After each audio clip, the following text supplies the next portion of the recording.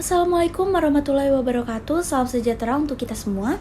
Terima kasih kepada Ibu Luluwatu Nayiro Esikomemikom yang pada kesempatan kali ini saya bisa menyampaikan pidato singkat mengenai mental health. Isu kesehatan mental menjadi trending topic atau hal yang sering dibicarakan belakangan ini. Mungkin sebagian orang masih tabu dengan topik kesehatan mental karena seringnya masyarakat lebih sering mementingkan kesehatan fisik dibandingkan kesehatan mental. Mereka lebih sering berolahraga tanpa peduli tentang kesehatan mentalnya, padahal merawat kesehatan mental sama pentingnya dengan merawat kesehatan fisik. Kasus yang sering terjadi dalam ruang lingkup remaja di mana para remaja banyak ditemukan terkena stres atau tekanan karena menunggu pengumuman ujian perguruan tinggi, baik dari jalur SNMPTN, SBMPTN, maupun jalur mandiri. Jauh dari itu, saat pemilihan jurusan pun banyak remaja yang stres dan terganggu kesehatan mentalnya, karena pada saat itu mereka merasa kesulitan dan tertekan.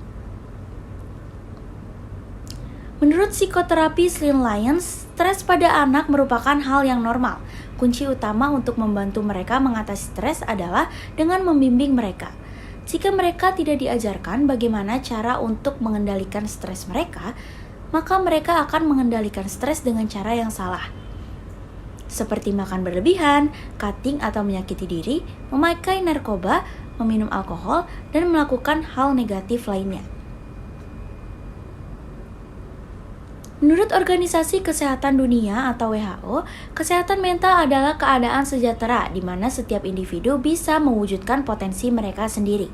Artinya, mereka bisa mengatasi tekanan kehidupan yang normal, dapat berfungsi secara produktif, bermanfaat, dan mampu memberikan kontribusi terhadap komunitas mereka. Kesehatan mental yang sehat dan positif menjadi hal penting untuk dimiliki karena itu menyebabkan seseorang bekerja secara produktif. Ini termasuk memberikan kontribusi yang berarti bagi lingkungan kesehatan remaja, dan kesehatan mental juga dapat berkontribusi aktif dalam mewujudkan potensi kita sepenuhnya dan memiliki kemampuan untuk mengatasi tekanan hidup.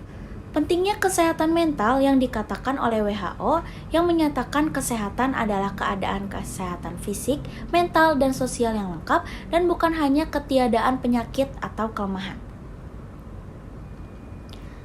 Kesehatan dan kesejahteraan mental dapat dipengaruhi oleh berbagai faktor termasuk genetika, hubungan keluarga, teman sekitar, gaya hidup, pekerjaan, faktor sosial, ekonomi, budaya, politik, pendidikan, dan masih banyak faktor lainnya. Dapat dipastikan kombinasi beberapa faktor ini meningkatkan resiko munculnya kesehatan mental.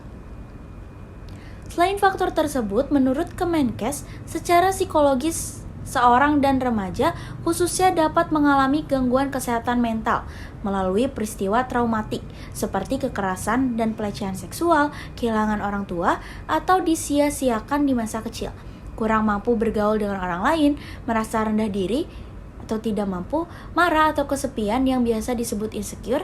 Ini dirasa penting untuk diperhatikan pemerintah dikarenakan tekanan dari lingkungan dan sosial kepada seorang remaja dapat menjadikan tolak ukur seperti apa remaja tersebut tumbuh. Kita semua memahami bahwa setiap remaja memiliki sisi mental dan psikologis berbeda dalam menghadapi tekanan. Ada yang kuat, ada yang lemah dalam menghadapi sebuah masalah. Kita semua pasti ingin setiap remaja memiliki kesehatan mental yang kuat, karena hal tersebut menjadi dasar sehatnya fisik mereka. Karena antara fisik dan mental memang hal yang tidak dapat dipisahkan. Banyak hal yang dirasakan remaja ketika kesehatan mentalnya terganggu. Di antaranya, menunjukkan perubahan kepribadian.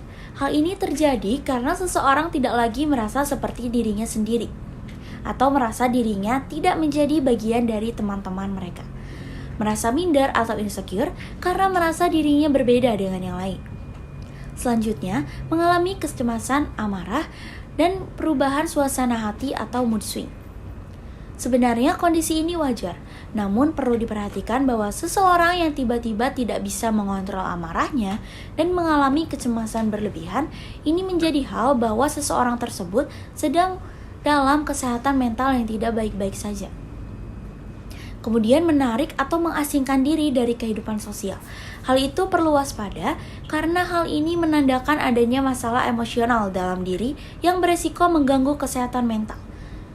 Kemudian yang terakhir, merasa putus asa dalam keseharian. Merasa diri adalah orang yang sangat terpuruk atau sial dalam diri ini.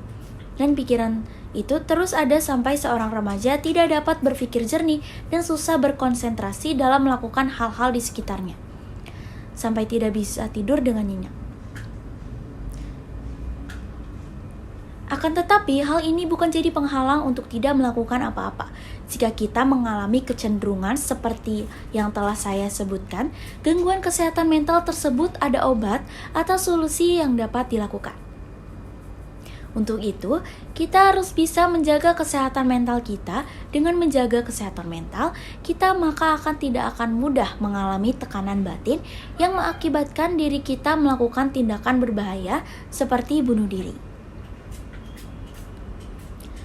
Adapun cara yang bisa kita lakukan antara lain beribadah, menceritakan keluh kesah kepada orang terdekat, menghargai dan menerima diri apa adanya, aktif dalam kegiatan sosial, menjaga hubungan baik dengan keluarga, sanak saudara dan teman, meminta bantuan jika mengalami kesulitan, baik material maupun moral, serta beristirahat sejenak dari aktivitas yang kita jalani.